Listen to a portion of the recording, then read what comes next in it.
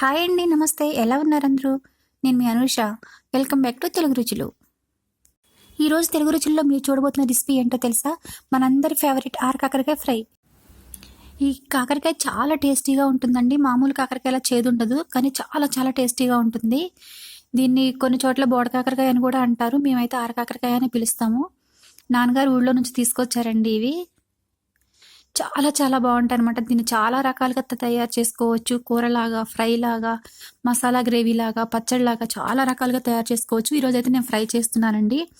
చాలా చాలా టేస్టీగా ఉంటుంది. చాలా సింపుల్గా అయిపోతుంది. చాలా తక్కువ టైంలో కూడా ప్రిపేర్ చేసుకోవచ్చు ఈ రెసిపీని. ఇవి రైనీ సీజన్లో మాత్రమే దొరుకుతాయండి. ఎప్పుడు అవైలబుల్గా ఉండవన్నమాట అన్ని కూరగాయలలాగా. కానీ చాలా చాలా బాగుంటుంది. చాలా హెల్త్కి కూడా చాలా చాలా మంచిదన్నమాట ఇది. వాటిని కట్ చేసి పెట్టుకున్నాను ఫస్ట్గా. తర్వాత స్టవ్ పైన ఆయిల్ పెట్టుకొని అందులో పోపు గింజలు వేసుకున్నాను. తర్వాత సన్నగా కట్ చేసి పెట్టుకుని ఉల్లిపాయ ముక్కలు వేసుకున్నాను. తర్వాత కొంచెం పచ్చిమిర్చి వేసుకుంటున్నాను, ఒక 4 కాయలు అట్లా. తర్వాత కొంచెం కరివేపాకు వేసుకున్నాను. ఈ పోపు అంతా ముందుగా ఫ్రై చేసుకోవాలి. అది ఫ్రై అవుతుండగానే అందులో ఒక చిటికెడు పసుపు వేసుకోవాలి. ఇదంతా ఒకసారి బాగా కలుపుకొని ఇందులోకి 1 స్పూన్ అల్లం వెల్లుల్లి పేస్ట్ వేసుకోవాలి. కర్రీలోకి అయితే వేసుకోమండి, ఫ్రై కాబట్టి వేస్తున్నాను.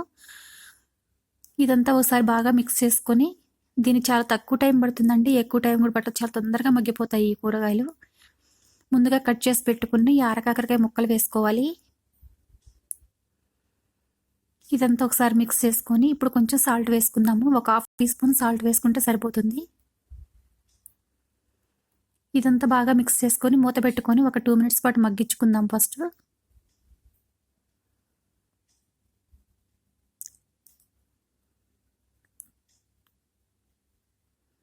ఇప్పుడు మూత తీసి చూసి ఇంకొకసారి బాగా కలిపెట్టుకుందామండి.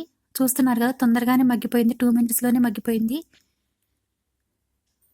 ఒకసారి బాగా మిక్స్ చేసుకొని మళ్ళీ మూత పెట్టుకుందాము ఒక 2 మినిట్స్ పాటు మళ్ళీ.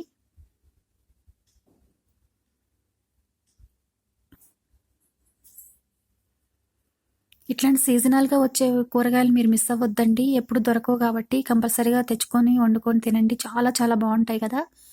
ఇప్పుడు 1 స్పూను ధనియాల పౌడర్ వేసుకోవాలి. ఒక 2 స్పూన్లు కారం వేసుకోవాలి.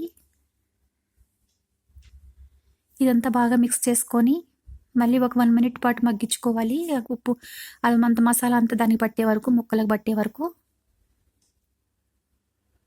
ఎంత సింపుల్గా ఉందో చూసారు కదా. దీనికి పెద్దగా ఇంగ్రీడియంట్స్ కూడా ఏం అవసరం లేదండి, ఇంట్లో ఉన్న వాటితో సరిపోతుంది. కానీ చాలా చాలా బాగుంటాయండి. ఇవి గింజలు తింటూ ఉంటే కరకరలాడుకుంటూ సూపర్గా ఉంటుంది అసలు. ఇప్పుడు రెడీ అయిపోయింది కదా, దీన్ని సర్వింగ్ బౌల్లో తీస్తున్నాను. ఈ టేస్టీ రెసిపీని మీరు కూడా తప్పకుండా ట్రై చేయండి. మీకు ఎలా కుదిరిందో మీ కామెంట్స్ ద్వారా నాకు తెలియచేయండి. మరిన్ని హెల్తీ అండ్ టేస్టీ రెసిపీస్ కోసం తెలుగు రుచులు ఛానల్ని సబ్స్క్రైబ్ చేసుకోండి. లైక్ చేయండి, షేర్ చేయండి, కామెంట్ చేయండి.